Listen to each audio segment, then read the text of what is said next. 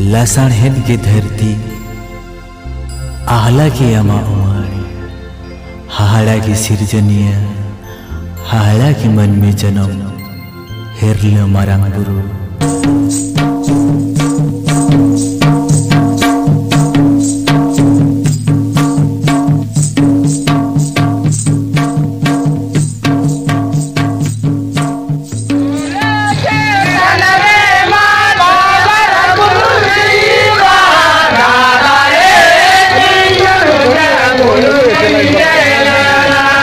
मांगो छे चुनवन